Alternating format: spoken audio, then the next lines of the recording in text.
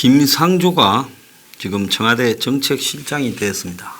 그래서 이제 윤종은 이 청와대 경제수석도 이호성 기재부 차관으로 바뀌었습니다. 자, 왜 바뀌었을까요? 경제위기에 지금 바꾼 겁니다. 둘은 비슷비슷해요. 아마 둘 다 한국에서 박사했을 거예요. 서울대 나가 학사, 석사, 박사. 자, 그랬는데 둘 다 메이저 대학의 교수급이 되지 못하고 나중에 이제 김수현은 세종대 교수가 되었고 김상조는 참여연대의 경제개혁센터 등의 책임을 짓고 있는 참여연대 인맥입니다. 그런데 둘 다 한국 사회에서 아마 제일 빈부격차가 심한 데가 한국의 경제 경영 분야라고 봐요. 여기에 주류에 있는 사람은 엄청 잘 나가고 돈도 벌고 비주류는 그야말로 껍데기입니다. 자, 여기에서 두 사람이 아마 보수의 주류 경제 경영 학자들에 대해 한을 품고 있다가 이제 권력을 처음으로 잡아서 자신들의 칼라라고 하는 소주성을 들이밀었어요. 문재인에. 자, 문재인은 그야말로 아무런 지금 이런 경제학에 대한 지식이 저는 백지라고 보고 있습니다. 그러니까 그런 문재인에게 이 두 사람과 장하성 등이 집중적으로 세뇌를 시켜서 지금 소주성을 만들었어요. 자, 이제 마지막 카드가 등장한 겁니다. 장하성, 김수현, 김상조 이 세 사람이 핵심이고 또 거기에다가 참여연대 출신으로 금감원장 되려다가 여러 가지 구설수로 그만둔 김기식도 끼어들려다가 쫓겨났죠.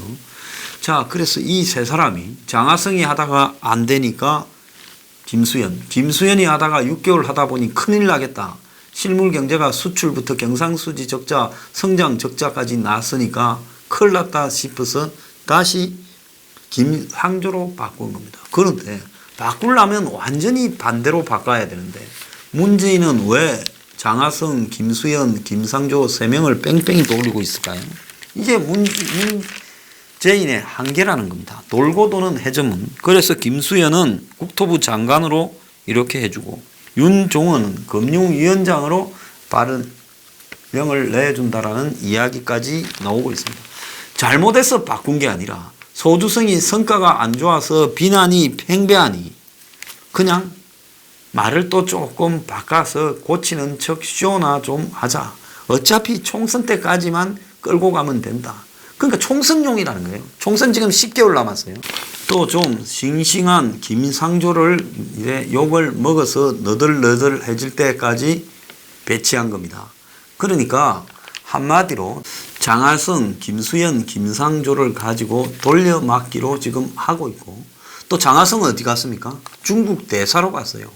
끝까지 봐줍니다. 이건 뭘 의미하는가 하면 지금 소주성에 있어서 문재인을 속이는 역할은 이들이 했을지 몰라도 실제로 문재인은 그 소주성을 자신의 가치로 아무 판단 없이 받아들였다는 겁니다. 그래서 심지어 소주성 튜닝 하려고 한 거다. 이 말이 뭔 말인가 하면 근본적으로 고치는 게 아니라 튜닝이 뭡니까? 차에 엔진에 손을 좀 대가 출력을 좀 바꾸는 거잖아요. 그러니까 여기에 최저임금을 갖다가 조금 이렇게 올리는 폭을 낮추고 그리고 이제 더 나아가서 기업들 입장을 조금 들어주는 척 하면서 근본적으로는 소주성을 갖다가 밀고 가되 한편으로는 소주성을 약간 튜닝하도록 김수현이 지 입으로 한 말이 있는데 지 입으로 튜닝하기는 어려울 거 아닙니까? 그래서 소주성을 약간 따듬어서 그대로 밀어붙이기 위해서 하는 것이지 이 소주성을 바꾸려고 하는 것은 전혀 아니라는 겁니다. 그래서 결국 소주성 방향 전환이 없다라는 것이 지금 문재인의 지금 입장이고 그걸 끌고 가기 위해서 결국은 이제 김상조를 갖다 투입했다는 겁니다. 그래서 소주성을 유지하면서 오히려 공정경제를 더 강화할 것 아니냐. 그래서 무슨 이야기가 나오는가 하면 경제에 있어서 재벌들 조사나 이런 것들을 하기 위한 강수를 두고 있는 게 아니냐라는 이야기까지 지금 나오고 있습니다. 그러니까 경제를 성장시킬 기술은 없으니까 지금 오히려 경제에서 기업이나 이런 부분에 총선을 앞두고 더 확실하게 붙들어 매려고 이 짓을 한 것 아니냐. 지금 그런 이야기까지 오고 있는 형국입니다. 그래서 청와대 정책실장은 그야말로 총선 병창기지의 참모장 역할을 하게 될 거다. 지금 이렇게 이야기가 나오고 있고, 자, 이런 이야기가 나오다 보니 홍남기도 곧 바뀌는 거 아니냐라는 이야기까지도 지금 나오고 있습니다. 윤상조는 지금 경제 컨트롤 타워는 홍남기고 자기는 병참기지라 했지만은 이 정권에 이걸 믿을 사람은 아무도 없다고 이렇게 지금 이야기가 나오고 있습니다. 홍남기도 열려 있다. 즉 교체 가능성이 있다라고 이야기하며 이낙연이가 바뀔 때 부총리인 홍남기도 같이 바뀌지 않겠나. 그래서 아무리 지금 이 김상조가 홍남기가 컨트롤 타워다, 재벌도 만날 수 있다 하지만은 궁극적으로 홍남기는 시한부고 김상조가 실세다라고 다들 알고 있다는 겁니다. 문이라는 사람이 다 뭐라 해도 누굴 밀어붙였습니까? 윤석열이를 밀어붙였듯이 경제에서도 다 뭐라 해도 누구를 밀어붙여요? 김상조를 밀어붙여요. 그래서 지가 가진 카드를 다 썼습니다. 이제 마지막 카드가 투입됐어요. 김상조가 또 박살을 내면 이제는 어떻게 할지 이제 다 바닥나서 총알이 바닥난 겁니다. 그래서 김상조가 된 거는 똑같은 거다. 결국은 지금 윤석열이가 검찰총장이 된 것처럼 총선을 앞두고 이 김상조를 보내어서 소주성을 더 오기를 가지고 밀어붙이려고 한다라는 겁니다. 경제 원료라고 볼 수 있는 진념 전 경제부총리가 최근에 혁신 없는 소득주도 성장은 사상 누각이다. 최근에 한 경제 포럼 강연에서 한국 경제가 당면 위기의 본질인 경제의 지나친 정치화 속에 기업 의혹이 저하된 것이다. 우리 경제를 이끌던 사람으로 안타까운 마음을 금할 수 없다며 언급을 이렇게 했는데요. 최저임금 인상, 근로시간 단축으로 대표되는 현 정부의 핵심 경제 정책이 최저임금 범위도 정하지 않은 채 2년 동안 29%나 올려놓고 이제사 디스섭을 하고 있다.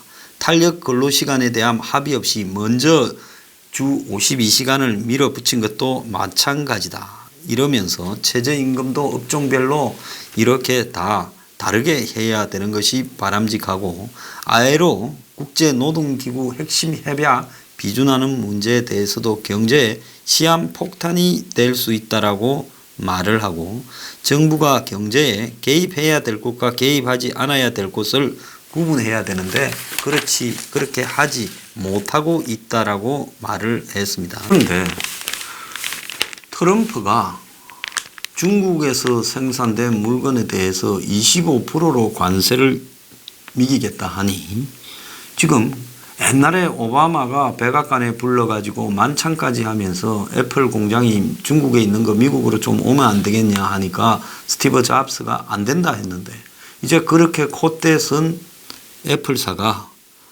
자 이제는 한 대당 138불의 세금이 부과될라 하니까 중국을 탈출하기로 결심했다라는 보도가 나왔습니다. 애플이 중국에서 이제 나오겠다라고 결심한 거는 지금 트럼프가 관세를 25%로 때려버린다는 거죠. 추가로 3,250억 달러에 때리는 것 중에 아이폰이 포함되어 있다는 겁니다.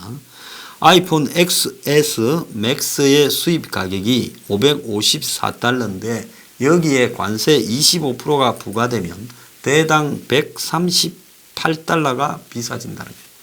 자, 이렇게 되면 미국에서 애플 아이폰 가격이 작년에 아마 7,200만 대 정도 팔았는데 엄청나게 오르게 되는 거죠. 한 18만 원쯤 오르게 된다는 겁니다. 그러니까 애플이 지금 중국에서도 판매가 급속히 둔화되는데 그걸 만들어 가지고 미국으로 갖고 왔을 때 지금 얻어맞을 관세를 생각하면 겁을 낼 수밖에 없다라는 거죠. 자, 애플은 자신들이 디자인하고 이 제작은 매뉴팩처는 이 팍스콘 같은 대형사를 통해서 하죠. 아이폰은 팍스콘에서 대부분 하고 있고, 그래서 60%를 생산하고, 페가트론이라 28, 위스트론에서 10이고 모두 중국 내 생산 공장에서 대부분 생산을 합니다. 그 외에도 아이패드나 애플, 맥 컴퓨터도 대부분 이런 식으로 하고 있어요. 그래서 이 공장을 이참에 중국을 벗어나서 동남아시아나 다른 나라로 옮기겠다. 베트남, 인도네시아, 말레이시아, 멕시코 등으로 옮기겠다라는 이야기까지 지금 나오고 있는 겁니다. 자, 그래서 경제에 있어서 트럼프가 이건 매우 잘하는 거예요. 지금 미국 경제가 중국에 애속되어 가는 부분을 지금 중국하고 무역 전쟁을 하면서 옮기게 만들고 결국에는 미국으로 돌아오게 지금 만드는 작업의 중간 단계라고 저는 보고 있습니다. 그래서 이런 식으로 지금 자본주의 최첨단 국가인 미국이 이렇게 지금 경제가 바뀌고 있는데 이런 부분을 지금 한국에서는 이런 창의력 자체가 전혀 정권에 의해서 나오지 않아요. 이 정권이 이렇게 무도하게 경제의 정치력을 행사하고 있다면 차라리 트럼프처럼 해라. 제조업을 복귀해라. 온갖 이득을 줄 거니까 중국 가서 있고 외국 나가 있으면 그거는 용납하지 않겠다고 말을 하면 차라리 국가적으로 고용 창출이라 하는 게 아니냐는 겁니다. 자, 지금 심각한 내용이 하나 나왔는데 영업이익으로 이자도 못 갚는 기업이 전체의 32%, 3분의 1이 장사해서 나오는 이익으로 이자 낼 돈도 못 갚는다. 그러니 은행에 빌린 돈은 택도 없는 이야기지요. 그래서 영업이익으로 이자도 못 갚는 기업이 8년 만에 최고 수준을 보여서 기업 셋 중에 하나는 이자 보상 배율이 1 미만, 즉 벌어서 이자도 못 갚는다는 겁니다. 그래서 머지않아 기업 부채도 심각하게 터질 수 있다. 한국의 기업 부채 규모가요, 가계부채보다도 훨씬 크죠. 가계빚이 지금 1600조를 향해서 가고 있고, 지금 국가부채가 지금 1600조가 돼 가고 있고, 그리고 기업 대출 규모도 지금 1100조가 넘을 거라고 예상이 되고 있습니다. 그런데 공기업 부채를 포함시키면 정부 부채가 2000조가 넘을 거라고 보이고 있어요. 그래서 공공부문 부채를 제외한 국가 기업 가계 부채를 합치면 한 4200조 정도가 되고, 여기에 공공부문 부채까지 합치게 되면 5000조가 훨씬 넘는 규모가 될 거라고 예상이 되고 있습니다.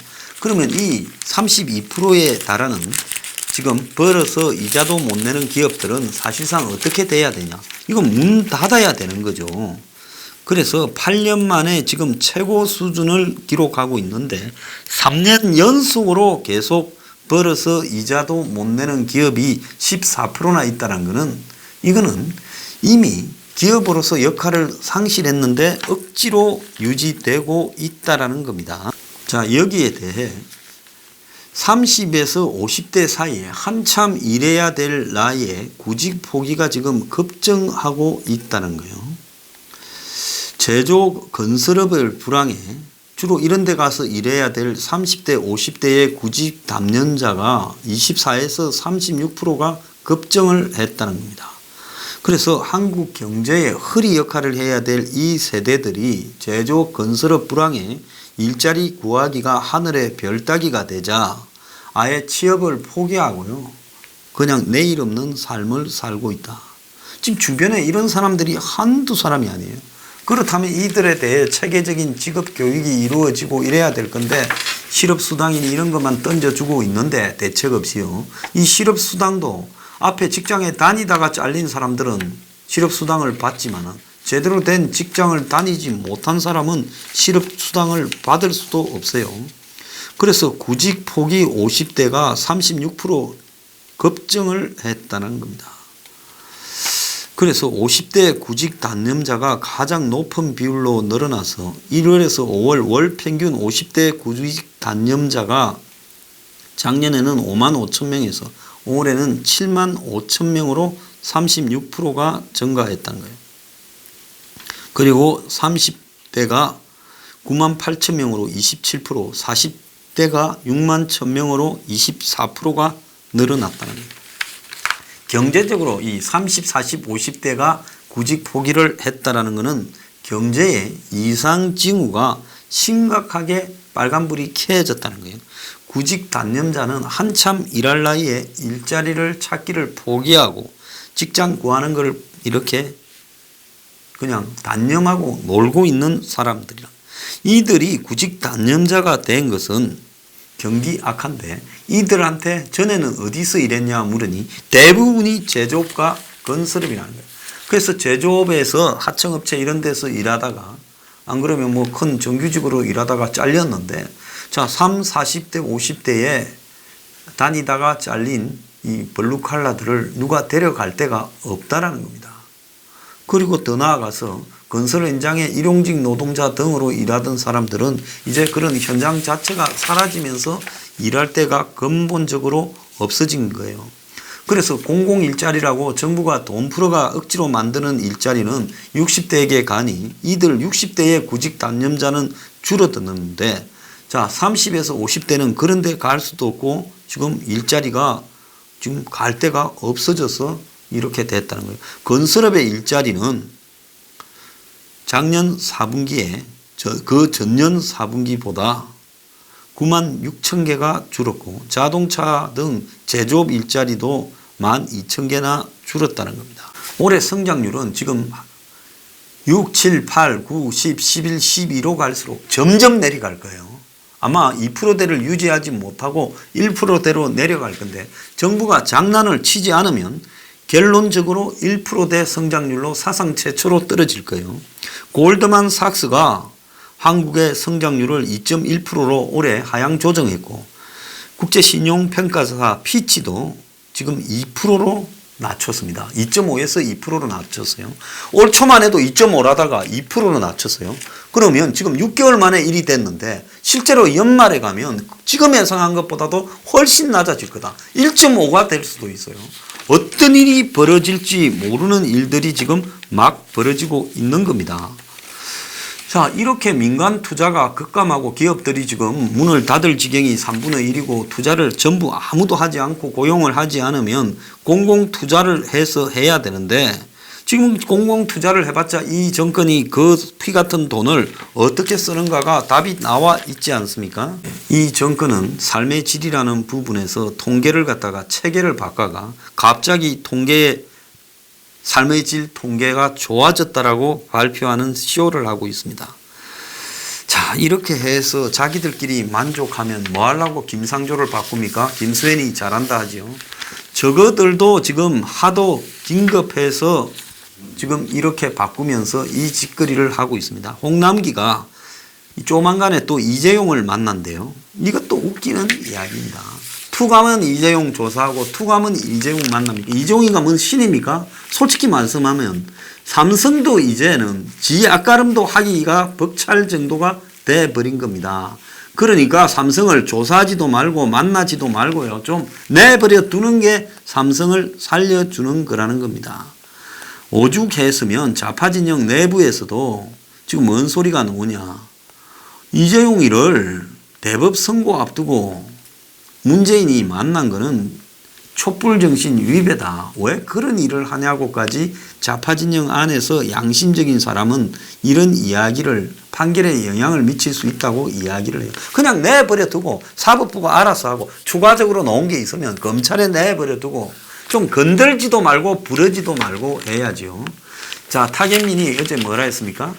이 정권이 가수 BTS 방탄소년단을 파리 공연 경비만 1억인데 이니 시계 하나씩 주고 퉁쳤다고 유시민의 알릴레오 가서 자랑스럽게 이야기하고 고맙다 했습니다.